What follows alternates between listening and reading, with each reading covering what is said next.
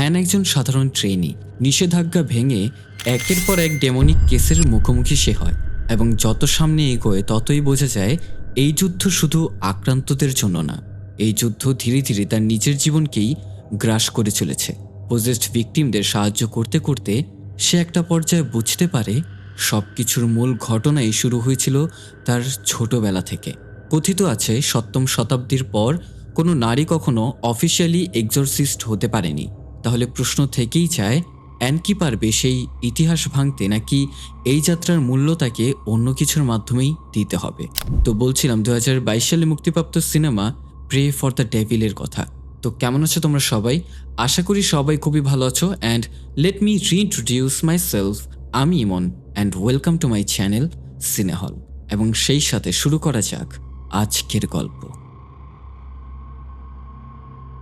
গল্পের শুরুতে আন নামের এক মেয়েকে দেখা যায় নিজের রুমে বসে প্রার্থনা করছে। আন অনেক বেশি ভয় পেয়ে আছে। তার মা রুমের দরজায় নক করছে, কিন্তু সে দরজা খুলছে না। দরজা নক করতে করতে আনের মা পাগলের মতো মাথা দরজায় ঠুকতে ঠুকতে দরজা ভেঙে ফেলার মতো অবস্থা। বোঝা যাচ্ছে আন তার মায়ের ভয়েই প্রার্থনা করে যাচ্ছে। একটা সময় দরজার ছিটকিনিও ভেঙে যায়, আর আন তখন চিৎকার করে ওঠে। ঘটনা চলে যায় প্রায় অনেক বছর পর। আনকে দেখানো হয় এখন তার বয়স আনুমানিক 25 থেকে 26 বছর হবে। সে এখন একজন নান। বর্তমানে আন এখন ডক্টর পিটার নামের একজন সাইকোলজিস্টের কাছ থেকে কাউন্সেলিং নিচ্ছিল।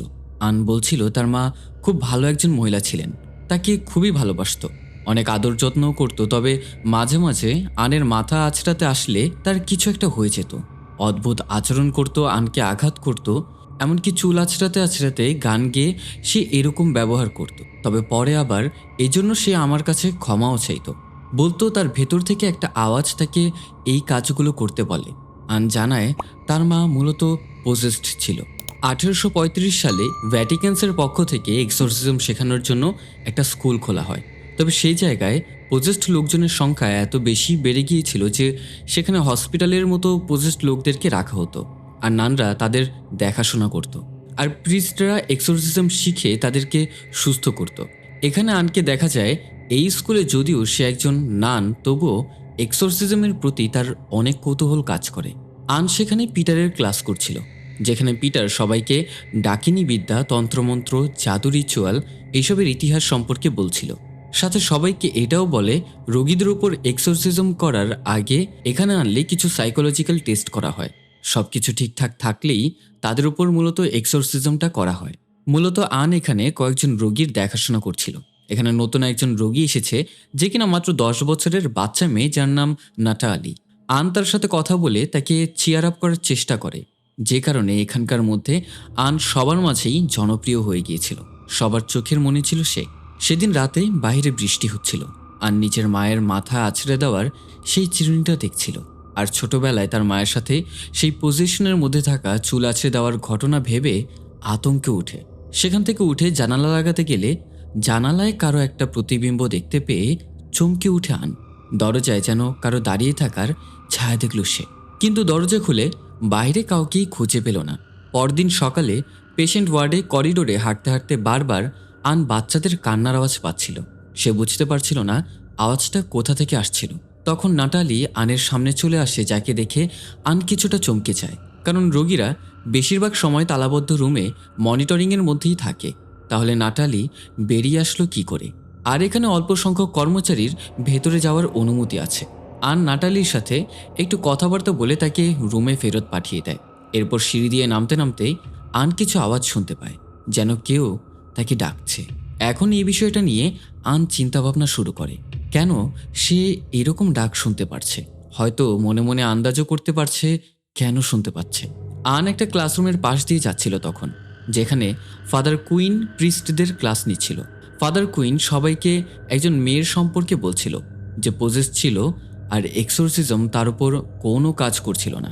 এর কারণ তার পজিশন ছিল অনেক গভীর, এই কারণে সেই রোগী মারা যায়। এ সময় আন এই বিষয়ে অনেক বেশি ইন্টারেস্ট থাকায় সেও ক্লাসে ঢুকে বসে পড়ে। কুইন তাকে নোটিস করে, কিন্তু কিছু বলে না। ফাদার নিজের ক্লাস চালিয়ে যায়। কুইন বলে, আমরা যখন কোনো পজেসড ব্যক্তির সামনে যাই তখন আমাদের ভাবতে হবে যে আমরা যুদ্ধের ময়দানে নামছি। নিজেদের সবভাবে প্রস্তুত রাখতে হবে আর সৃষ্টিকর্তার আয়াত স্মরণ রাখতে হবে। এটা সব থেকে বড় অস্ত্র, কারণ শয়তান তার সাঙ্গপাঙ্গকে নিয়ে সবসময় নানা কূটকৌশলে আমাদের দুর্বল করার চেষ্টা করে। কিন্তু আমাদের সবসময় সৃষ্টিকর্তার ওপর আস্থা রাখতে হবে। এটা যদি না করতে পারো তাহলে আমরা ব্যর্থ হব, আর পজেসড ভিকটিম তখন মারা যাবে। এবং এটা বেশিরভাগ সময়ই হয়ে থাকে আমাদের ভুলের কারণে। এরপর অ্যান সেই মেয়েটির কেস রিপোর্ট স্টাডি করে, যার সম্পর্কে ক্লাসে পড়ানো হচ্ছিল। ঘাটাঘাটি করে সে একটা রেকর্ডিং ক্লিপ পায়, যেখানে সেই পজেসড ভিকটিম স্প্যানিশ ভাষায় একটা কথাই বারবার উচ্চারণ করছিল। শব্দটা হচ্ছে গ্লাসাত। অ্যান এই ভাষাটা ট্রান্সলেট করে জানতে পারে এর অর্থ হচ্ছে দ্য ভয়েস। ঠিক তখনই অ্যানের মনে পড়ে এই পজেসড ভিকটিমের মতোই তার মাও কারো কণ্ঠস্বর শুনতে পেত, এবং আমাদেরকে নিয়ে যাওয়া হয় অতীতে, যেখানে অ্যান ডক্টর পিটার্সকে জানিয়েছিল তার মায়ের শোনা সেই কণ্ঠের কথা। তার মা বলেছিল তার ভেতরে থাকা অজানা কণ্ঠ তার মাকে বলতো সে তার মাকে না বরং অ্যানকে নিতে এসেছে। এই কথাটা মনে করার পরেই সে লাইব্রেরিয়ানের কাছে গিয়ে বলে, আমি এই সম্পূর্ণ ডকুমেন্টসগুলো চেক করেছি, কেসটার পুরো বিষয় এখানে নেই, কিছু গ্যাপও আছে। লাইব্রেরিয়ান তাকে জানায় যেটা সে পড়েছে এটাই উন্মুক্ত আছে, আর বাকিটা ক্লাসিফাইড, যেটা কিনা সংরক্ষিত, সবার জন্য নয়। এরপর মাদার সুপিরিয়র তাকে ডেকে নিয়ে যায়। সেখানে ফাদার কুইনও উপস্থিত। সিস্টার অ্যানের ওপরে মাদার সুপিরিয়রের অভিযোগ রয়েছে। এর কারণ হচ্ছে অ্যান প্রিস্টদের ক্লাসরুমে ঢুকে পড়েছিল কারো অনুমতি ছাড়াই। তার কথা হচ্ছে সে হচ্ছে সামান্য নান, তার তো সেখানে যাওয়ার কোনো অনুমতি নেই। সেই ক্লাস শুধুমাত্র ছেলেদের জন্যই। তবুও মাদার সুপিরিয়র মোটামুটি এই কাজের জন্য তাকে একটা ওয়ার্নিং দিয়ে ছেড়ে দেয়। অ্যান জানায় নারীরা তো এক্সোরসিজম করতে পারে, যেটায় মাদার সুপিরিয়র সরাসরি না করে দেয়। সেখান থেকে অ্যান চলে যাওয়ার পর ফাদার কুইন বলে সে এক্সোরসিজম শিখতে চায়, তাকে আটকাচ্ছেন কেন? যার উত্তরে মাদার সুপিরিয়র জানায় অ্যানের নিরাপত্তার জন্য। এসবের পর অ্যান একটা রোগীর শরীর স্পঞ্জ করে দিচ্ছিল, যেখানে রোগীর স্যালাইনে রক্ত উঠতে থাকে, আর রোগী গুনগুন করে গান গাইতে শুরু করে। একটু পরেই স্যালাইনের ব্যাগটা রক্তে ভরে যায়। অ্যান খেয়াল করে এটা তার মায়ের গাওয়া সেই গানটা। তখন অ্যান জিজ্ঞেস করে, তুমি এটা কোন গান গাইছো? রোগীটা ঘাড় বাঁকিয়ে বলে, আমরা তোমার অপেক্ষা করছিলাম। অ্যান তখন একটা বিষয় খেয়াল করে, যখন তার শরীরে স্পঞ্জ করছিল তখন রোগীর শরীর থেকে ধোঁয়া বের হচ্ছিল। এরপর সিসিটিভি ক্যামেরার সাথে যুক্ত সেই মাইক থেকে তার মায়ের কণ্ঠের সেই গান ভেসে আসে। সেই রোগীটা বলে, তোমার মা তোমার অপেক্ষা করছে। অ্যান ছুটে গিয়ে দরজা দিয়ে বের হওয়ার চেষ্টা করে। ঠিক তখনই সেখানকার লাইটগুলো ফ্লিকার হওয়া শুরু হয়। অ্যান সাহায্যের জন্য কাউকে ডাকার চেষ্টা করে, যার মাঝে রোগীটা হঠাৎ করে উঠে অ্যানের গলা টিপে ধরে। সে বলতে থাকে, আমাকে তোমার ভেতরে প্রবেশ করতে দাও। রোগীটা নিজের জিভ বড় করে বের করতে শুরু করে। অ্যান হাত দিয়ে তাকে আটকায়। সেই রোগীটা তাকে নিয়ে এমনভাবে ধরে হাঁটে যেন তারা নাচ করছে। তখন চারিপাশে লাইট ফ্লিকার হতে থাকে। ঠিক একটা পর্যায়ে সেই বৃদ্ধ লোকটা মাটিতে লুটিয়ে পড়ে, আর অ্যান নিঃশব্দে তাকে দাঁড়িয়ে দেখছে। এবার এই ঘটনা নিয়ে মাদার সুপিরিয়র, ফাদার কুইন আর কার্ডিনাল ম্যাথিউসের সাথে কথা বলে। কার্ডিনাল ম্যাথিউস জানায় অ্যানের উপস্থিতিতেই সেই রোগীর পজিশন ট্রিগার হয়ে গেছে, মানে ঘটনা গভীর, কিছু তো একটা আছেই। এতে মাদার সুপিরিয়র বলে অ্যানকে কনভেন্টে ফেরত পাঠানো উচিত। এই কথায় ফাদার কুইন জানায় জায়গা বদলে দিলে কি শয়তান তার পিছু ছাড়বে? মোটেও না, বরং অ্যানকে এখানে রেখেই আনঅফিসিয়ালি কুইন এক্সোরসিজম শেখাতে চায়, যেন সে নিজেকে নিরাপদ রাখার পাশাপাশি বাকিদেরও কাজে আসতে পারে। কারণ ফাদার কুইনের ফিল হয়েছে অ্যানের সাথে তাদের পূর্বের কোনো কানেকশন আছে। মাদার সুপিরিয়র বলে সৃষ্টিকর্তার সাথে আমাদের সকলেরই কানেকশন আছে। ফাদার কুইন জানায় সৃষ্টিকর্তার সাথে নয়, শয়তানের সাথে। এবং এরপরেই অ্যান প্রথমবারের মতো এক্সোরসিজম ক্লাসে আসে। সেখানে ফাদার কুইন তাকে স্বাগত জানালেও শুধু ফাদার ডান্টে বাদে সব ছেলে শিক্ষার্থীরাই এটাতে নারাজ ছিল। ক্লাসের শেষে ফাদার কুইন সবাইকে সত্যিকারের এক্সোরসিজমের ঝলক দেখানোর জন্য নিয়ে যায় দোতলায়, যেখানে সিকিউরড চেম্বারের মধ্যে সবথেকে গুরুতর পজেসড রোগীদের রাখা হতো। আর এখানেই নাটালিকেও রাখা হয়েছিল, কারণ তার পজিশন অনেক বেশি বেড়ে গিয়েছিল। এবার ফাদার কুইন ফাদার ডান্টে আর রেমনকে এক্সোরসিজমের জন্য চুজ করে, যেখানে অ্যানও যাওয়ার জন্য হাত তুলেছিল, কিন্তু সংকোচে পড়ে গিয়ে সে হাত নামিয়ে ফেলে। ফাদার কুইন জানায় যখন কারো ব্যাপটিজম হয় হোলি ওয়াটার দিয়ে, তখন আসলে আগুনের সাথে পানির ব্যাপটিজম হয়। আর লুসিফার মানে শয়তান মানুষের ছোট বড় সেই সকল গোপন কথা আর পাপ সম্পর্কে জানে, যেগুলোকে সে অস্ত্রের মতো মানুষের বিরুদ্ধে ব্যবহার করে। এবং এই জন্য এটা নিয়ে সবাইকে সতর্ক থাকতে হবে। ফাদার কুইন তাদের দুজনকে প্রস্তুত করে ভেতরে পাঠায়। ফাদার ডান্টে, রেইমান নিজেদের চান্টিং শুরু করে। নাটালি ঘাড় বাঁকিয়ে তাদের দিকে তাকায় এবং কানে আঙুল দিয়ে বলে সে কিছু শুনতে পাচ্ছে না। নাটালির চোখ তখন উল্টে যায়। ফাদার ডান্টে হোলি ওয়াটার ছেটাতেই ন্যাটালি দেয়ালের উপরে অন্ধকারে গিয়ে উল্টো হয়ে দেয়াল বেয়ে উপরে উঠে যায়। ঠিক তখন লাইটগুলো ফ্লিকার হওয়া শুরু হয়। ফাদার কুইন তাদেরকে প্রেয়ার চালিয়ে যেতে বলে। তারা প্রেয়ার চালিয়ে যায়। ঠিক তখন নাটালির মুখ ভয়ঙ্কর হয়ে গিয়েছিল। চারপাশ থেকে ফিসফিসানির শব্দ। ফাদার ডান্টে আর রেমানকে সে হন্ট করা শুরু করে। নাটালি হঠাৎ করেই সে উপর থেকে তাদের উপর ঝাঁপিয়ে পড়ে, কিন্তু এর পরেও তারা চান্টিং চালিয়ে যেতেই থাকে। এক পর্যায়ে ন্যাটালি আয়নার সেই দেওয়ালের কাছে আসে যেটার অপর পাশ থেকে কিছুই দেখা যায় না, কিন্তু পজেসড অবস্থায় ন্যাটালি দেখতে পাচ্ছিল।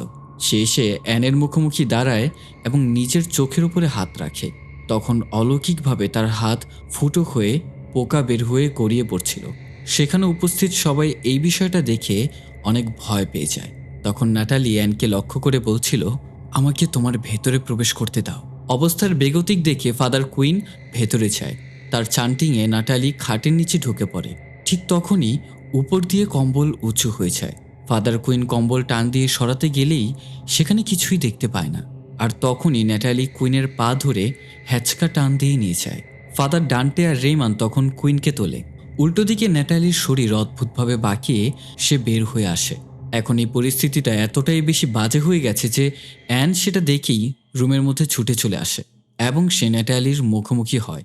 হঠাৎ করেই ন্যাটালি সজ্ঞানে ফিরে বলে, আমার ভয় করছে। আচমকা তখনই সে মাটিতে পড়ে যায়। সেখানে ন্যাটালির চুলগুলো অলৌকিকভাবে মুখে ঢুকে যেতে শুরু করে। তবে চান্টিংয়ের এক পর্যায়ে দেখা যায় ভয়ানক এক হাত তার মুখের ভেতরে চুল ঢুকিয়ে তার শ্বাসরোধ করার চেষ্টা করে। ফাদার ডান্টে আর রেমান হাত দিয়ে টেনে চুলগুলো বের করার চেষ্টা করে, কিন্তু ফাদার কুইন চান্টিং চালিয়েই যায়। এক পর্যায়ে চুলগুলো টানতে টানতে ন্যাটালির মুখ থেকে একটা হাত বের হয়ে আসে, যেটা তার চুল টেনে ধরে ভেতরে ঢুকাচ্ছিল। শেষ পর্যন্ত চুল ছেড়ে দিয়ে ডিমোনিক সেই হাতটা মুখের ভেতরে ঢুকে যায়। ন্যাটালির তখন জ্ঞান ফিরে আসে এবং সে কাশতে শুরু করে, তবে সে এখন ঠিক হয়ে গিয়েছিল। এখানে বলে রাখা ভালো, ডেভিল হলো লুসিফার মানে শয়তান নিচে, আর ডিমন হলো তার দাস। মূলত ডিমন যদি কাউকে বশ করে থাকে তার মানে এর পেছনে ডেভিল হলো মাস্টার মাইন্ড। ফাদার ডান্টে সেখানে ন্যাটালির আঁকা একটা প্রেগনেন্ট মহিলার ছবি খেয়াল করে। এরপর ফাদার ডান্টে, অ্যান আর রেমান মিলে তাদের এই সাফল্য উদযাপন করে, কারণ অ্যানের পদ্ধতি কাজ করে যায়। ফাদার ডান্টে ন্যাটালির আঁকা সেই ছবিটা নিয়ে এসেছিল তার সাথে। চেহারায় দুঃখের ছাপ নিয়ে সে জানায় তার বোনের উপর নির্যাতন হয়েছিল, মানে তার বোনকে কেউ রেপ করেছিল। তখন সে প্রেগনেন্ট হয়ে যায়, পরে বাচ্চাটাও আর বাঁচে না, যে জন্য তার বোন প্রচণ্ড ভয়ের মধ্যে থাকে। এইসব শুনে অ্যানও দুঃখ প্রকাশ করে। এরপর রাতে অ্যান যখন জিনিসপত্রগুলো গুছিয়ে রাখতে আসে, সেখানে সে দেখে সামনের রুমে সাদা কাপড়ে কোনো লাশ ঢেকে রাখা। অ্যান লাশের সামনে গিয়ে কাপড় সরিয়ে দেখে চোখ খুলে থাকা এই লাশটা তার মায়ের। ঠিক তখনই কোনো এক শব্দ। পেছনে তাকাতেই সেখানে কেউ নেই। সামনে যখন ঘুরে দেখে সেখানে তার মায়ের লাশ নেই। হঠাৎ পেছন থেকে অ্যানের মা তার গলা টিপে ধরে। ঠিক তখনই অ্যান ঘুম থেকে লাফিয়ে ওঠে, কারণ এটা তার একটা দুঃস্বপ্ন ছিল, যেটা নিয়ে অ্যান অনেক বেশি চিন্তায় আছে। এবং সেদিন সকালে অ্যান ন্যাটালির সাথে দেখা করতে তার রুমে আসে। এবার তাকে বিশেষ রুমে রাখা হয়েছে। ন্যাটালি জানায় গতরাতে একটা দুঃস্বপ্ন দেখেছে সে। সেখানে এরকম একটা রুমের মধ্যেই ছিল। চারিপাশে লোকজন চিৎকার করছিল এবং কথা বলছিল। তাদের ভেতরেই এক অজানা কণ্ঠ তার সাথে অনেক কথা বলে, তাকে অনেক কিছু দেখায় এবং তাকে করতে বলে যেগুলো খারাপ, কিন্তু সে এই কাজগুলো করতে চায় না। সেখানে অ্যানও ছিল, তবে সেও চিৎকার করছিল বাকিদের মতো। এইসব কথাগুলো বলেই ন্যাটালি ঘুমিয়ে পড়ে।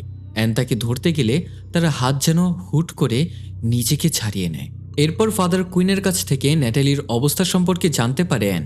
ন্যাটালিকে খুব তাড়াতাড়ি ভ্যাটিকানে পাঠিয়ে দেওয়া হবে, কারণ তার অবস্থা আরও খারাপ হচ্ছে। অ্যান ন্যাটালির কেসে সাহায্য করতে চায়। ফাদার কুইন জানায় এই ব্যাপারে প্রার্থনা করা ছাড়া অ্যানের আর কিছুই করার নেই। অ্যান এইসব পেশেন্টদের কেস স্টাডি করে নোট তৈরি করে।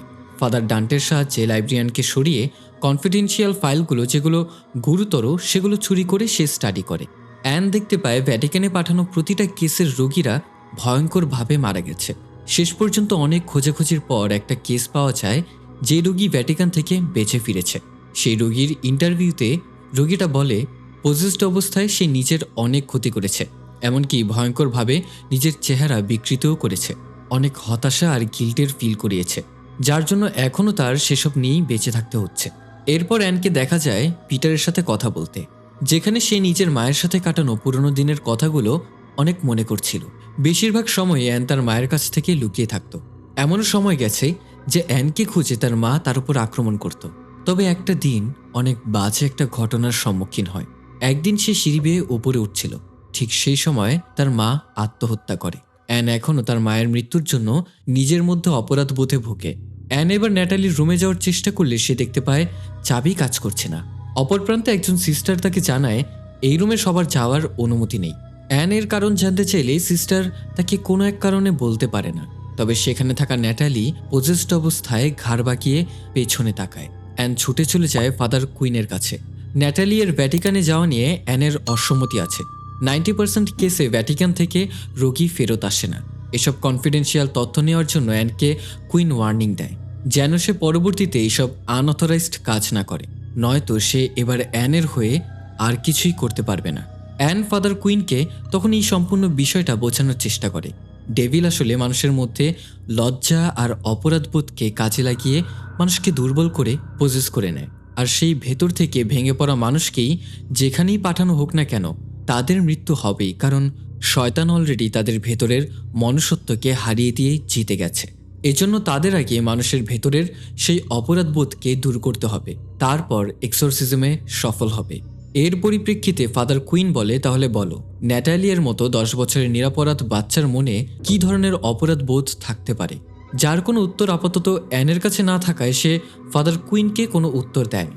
এইসব কথা ফাদার ডান্টে শুনছিল বিধায় ফাদার ডান্টে অ্যানকে রিকোয়েস্ট করে তার বোনের এক্সোরসিজম করতে, সেটাও আনঅফিসিয়ালি, যাতে অ্যান রাজি হয়ে যায়। কথা মতো তারা ফাদার ডান্টের বাড়িতে গিয়ে পৌঁছায় এবং তার বোনকে পর্যবেক্ষণ করা শুরু করে। চাদরের নিচে ফাদার ডান্টের বোন নিজেই নিজের পেটের মধ্যে খামচে দাগ ফেলে দিয়েছে। অ্যান তার পেটের উপর হাত রাখতেই সে হুট করে ঘুরে চোখ মেলে তাকায়। ফাদার ডান্টে অ্যানের সাথে তার বোনের পরিচয় করে। ডান্টের বোন বলে, সেই কণ্ঠ আর তার ফিসফিসানি কখনোই থামে না। অ্যান জানায়, তুমি যদি শক্ত থাকো তাহলে তোমার উপর দিয়ে কোনো প্রভাব থাকবে না। ঠিক তখনই ফাদার ডান্টে চান্টিং শুরু করে। রুমের ফ্যানটা হঠাৎ প্রচণ্ড স্পিডে ঘুরতে শুরু করে। ফাদার ডান্টের বোন অ্যানকে বলে, তুমি তো জানো তোমার ভেতরে কেউ যদি বেড়ে ওঠে কেমন অনুভব হয়। এই বলে সে অদ্ভুত হাসি দেয়। ঘরের ভেতরে যিশুর ছবির সামনেই জ্বালানো মোমবাতিগুলো সব একে একে নিভে যায়। ফ্যানের স্পিড বাড়ে। ফাদার ডান্টের বোনের শরীর অদ্ভুতভাবে বাঁকা হয়ে যায়। পেট ফুলে ওঠে, যেন এখনই পেট থেকে কেউ বেরিয়ে আসবে। তখন ফাদার ডান্টের বোন সাহায্য চাইতে থাকে। অ্যান তার কাছে যায়, তার সাথে কথা বলে এবং তার মনের জোর বাড়াতে চেষ্টা করে। তখন ফ্যানের এক একটা পাখা একে একে খুলে খুলে দেয়ালে গিয়ে বিঁধে যায়। অ্যান তাকে মনে করাতে থাকে সৃষ্টিকর্তার কাছে কোনো কিছুই অসম্ভব নয় এবং সে সবাইকেই ক্ষমা করে দেয়। ফাদার ডান্টে চান্টিং করতে থাকে। এরই সাথে ফাদার ডান্টের বোন কিছুক্ষণের মধ্যেই শান্ত হয়ে যায়। দমকা হাওয়ায় রুমের মোমবাতিগুলো জ্বলে ওঠে। সবকিছু শান্ত, স্বাভাবিক, সব ঠিক হয়ে গেছে এবং ফাদার ডান্টের বোন একদম সুস্থ হয়ে গেছে। মানে ফাদার ডান্টের বোনের সাথে ঘটে যাওয়া নির্যাতন, প্রেগনেন্সি, অ্যাবর্শন, এসবের জন্য তার মধ্যে যে অপরাধবোধ কাজ করতো সেটাই কাজে লাগিয়ে ডেভিল তার পেটে বাচ্চার কথা বারবার মনে করাতো এবং এটা দিয়েই ডেভিল তাকে নিয়ন্ত্রণ করছিল।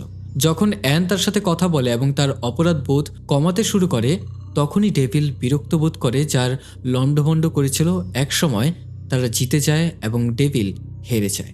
এসবের পর অ্যান আর ফাদার ডান্টে নিজেদের মধ্যে কথা বলে। অ্যান নিজের সম্পর্কে বলে তার মায়ের মৃত্যুর পর একটা ফোস্টার হোম তাকে অ্যাডপ্ট করে নেয়। তবে 15 বছর বয়সের মধ্যেই সে নেশার রাস্তায় পা দিয়েছিল। সে অবস্থায় কেউ তাকে নির্যাতন করেছিল, হয়তো তার নেশার ঘোরে কিছু মনে নেই, মানে তাকেও কেউ রেপ করেছিল, যার ফলে সে প্রেগনেন্ট হয়ে যায় আর অনেক সমস্যার মুখোমুখি তার হতে হয়। এবং ঠিক ওই সময় তার ওই ফোস্টার পরিবার তাকে বাড়ি থেকে বের করে দেয়। তখন অ্যানকে আশ্রয় দেয় কিছু নান। সে সময় অ্যান একটা মেয়ের জন্ম দেয়, তবে সে তাকে পালতে চায়নি বিধায় সেই নানদের কাছে মেয়েটাকে দত্তক দিয়ে দেয়। যদিও অ্যানের কষ্ট হয়েছিল, তবে তার কিছুই করার ছিল না। মেয়েটাকে তাদের কাছে দেওয়ার আগে তাকে একটা হোলি ক্রস দিয়েছিল, যেটা ছোট থেকে তার কাছে ছিল, আর নিজেও তাদের মতো মানুষের সেবায় নানা হওয়ার শপথ গ্রহণ করে। এবং এরপর থেকেই অ্যান সবসময় সৃষ্টিকর্তার কাছে ক্ষমা প্রার্থনা করে গেছে। ফাদার ডান্টে জানায় সৃষ্টিকর্তা তাকে ক্ষমা করে দিয়েছে, কারণ অ্যানের মধ্যে সে কোনো একটা আলোর প্রভাব দেখতে পায়। এসবের পর অ্যান নিজের রুমেই ছিল। তখন সে শুধুমাত্র নিজের মায়ের সাথে ছোটবেলার কিছু ভিশন দেখতে পায়। আয়নার সামনে সেই চিরুনি দিয়ে মায়ের মতো নিজের চুল আছড়ায়। তখন অ্যানের হঠাৎ করে চোখে কিছু পড়ার মতো মনে হলে বের করার সময় চোখ থেকে সে চুলের মতো কিছু একটা বের করে। সাথে তার মায়ের মতো ছায়া তার রুমে দেখা যায়। তখন দরজার কড়া নড়ার শব্দে অ্যান দরজা খুলে জানতে পারে তার ডাক পড়েছে। কার্ডিনাল ম্যাথিউসের সামনে মাদার সুপিরিয়র সহ ফাদার কুইন, ফাদার ডান্টে সবাই আছে। সেখানে এসে অ্যান জানতে পারে ফাদার ডান্টের বোনও গতরাতে আত্মহত্যা করেছে, যেটা শুনে অ্যান খুবই শোকাহত হয়। আর গতরাতে আনঅফিসিয়াল এক্সোরসিজমের জন্য শাস্তি হিসেবে তাকে কনভেন্টে ফেরত পাঠাতে হবে। অ্যান সেখানে যাওয়ার জন্য, মানে তার শাস্তি ভোগ করার জন্য, সে কোনো একটা টু শব্দ না করে রাজি হয়ে যায়। তখন ফাদার ডান্টে অ্যানকে ডিফেন্ড করতে চাইলে সে কোনো প্রশ্ন না করে শাস্তি মানতে রাজি হয়। সে মনে মনে ভাবছে সে অনেক বড়সড় অপরাধ করে ফেলেছে, যার জন্য কারো প্রাণ চলে গেছে। এবার অ্যান যখন কনভেন্টে এসেই পড়েছে, যার জন্য সে সাথে সাথেই ডক্টর পিটারের সাথে দেখা করতে চলে যায়। ডক্টর পিটার অ্যানকে চিয়ার আপ করার চেষ্টা করে। সে জানায় কখনো কখনো সেও লোকজনকে বাঁচানোর চেষ্টা করে, কিন্তু সে পারে না। আর তুমি তো এখন নিজের নতুন পথ চলা শুরু করেছ, তাই বাধাগুলোকে ভয় পেও না। এবং এর সাথে সে অ্যানকে একটা বই দেয়। সাথে সে এটাও জানায় ন্যাটালি তার সব অবজারভেশন পার করে ফেলেছে, আগামীকালকে সে তার মায়ের সাথে বাড়ি ফিরবে। এটা শুনে অ্যান অনেক বেশি খুশি হয়ে যায়। পরদিন ফাদার ডান্টে আসে অ্যানের সাথে দেখা করতে। ফাদার ডান্টে অ্যানকে জানায় ন্যাটালিকে বাড়ি নিয়ে যাওয়ার পর সে আবার কোল্যাপস করে। হসপিটাল থেকে তাকে নিয়ে আসার পথে দুজন কর্মী আর একজন প্রিস্টকে সে মেরে ফেলে অ্যাম্বুলেন্সের মধ্যেই। এরই সাথে সে আরও জানায় তার হাতে একটা হোলি ক্রস ছিল এবং পুরো একাডেমি থেকে ন্যাটালিকে আলাদা করে রাখা হয়েছে যেন আর কোনো প্রাণ না যায়। অ্যান বলে, এইসব আমাকে কেন বলছো? ফাদার ডান্টে অ্যানকে একটা হোলি ক্রস পেন্ডেন্ট দিয়ে বলে এটা ন্যাটালি অ্যানকে দিতে বলেছে। সেটা দেখে অ্যান আবেগ আপ্লুত হয়ে পড়ে আর বলে এটা সেই ক্রিসেন্ট যেটা সে তার বাচ্চাকে দিয়েছিল বিদায় দেওয়ার সময়। এর মানে ন্যাটালি তারই মেয়ে, আর ডেভিল ন্যাটালি এর মাধ্যমে অ্যানের কাছে আসতে চাইছে, কারণ ন্যাটালিকে আঘাত করে ডেভিল অ্যানকে ভাঙতে পারবে। আর অ্যান কোনো মূল্যে ন্যাটালিকে কিচ্ছু হতে দেবে না। নিজের মেয়ের কথা মনে করতে করতে অ্যান ফাদার ডান্টের সাথে সেই সিক্রেট চেম্বারে যায় যেখানে ন্যাটালিকে রেখে তার এক্সোরসিজম চলছে। সেখানে রেইমানের সাথে কয়েকজন প্রিস্ট ছিল, কিন্তু তাদের কোনো কিছুরই ন্যাটালি এর ওপর প্রভাব পড়ছিল না। এখানে ক্রিসেন্ট হাতে অ্যানকে দেখে ন্যাটালি বলে সে তারই অপেক্ষা করছিল, আর সাথে সাথে তার হাতের এক ইশারায় সব বাতি নষ্ট হয়ে যায়, চারপাশটা অন্ধকারে আচ্ছন্ন হয়ে যায়। এরপর ন্যাটালি সেই প্রিস্টদের নিজের শক্তি দিয়ে দূরে ছুঁড়ে ফেলে দেয় এবং রেইমানকে টেনে হিচড়ে সেখান থেকে নিয়ে যায়। তার পিছু পিছু ফাদার ডান্টে অ্যান অন্ধকারে গিয়ে রেইমানকে পড়ে থাকতে দেখে এবং চেক করে বুঝতে পারে সে আর বেঁচে নেই। এরপর অন্ধকার থেকে ন্যাটালি বেরিয়ে আসে। এবার তার মাধ্যমে ডেভিল প্রশ্ন করে সে কেন তার মেয়েকে ত্যাগ করেছিল এবং এই ঘটনার সত্যতা যেন সে বলে। প্রথমে অ্যান বলে সে মাত্র 15 বছর বয়সী ছিল, সেজন্য। ডেভিল তাকে উত্তর দেয় অ্যানের মা আত্মহত্যা করেছে অ্যানকে বাঁচানোর জন্য, যাতে ডেভিল অ্যান পর্যন্ত পৌঁছাতে না পারে, কারণ অ্যান একজন বিশেষ বাচ্চা ছিল। আর অ্যান নিজের মেয়েকে এজন্যই ছেড়ে দিয়েছিল কারণ সে জানতো ডেভিল তাদের পুরো পরিবারের পিছু নিবে। তখন সে ছোট ছিল, মায়ের মতো স্যাক্রিফাইস করতে প্রস্তুত ছিল না, কিন্তু এখন সে আর পালাবে না।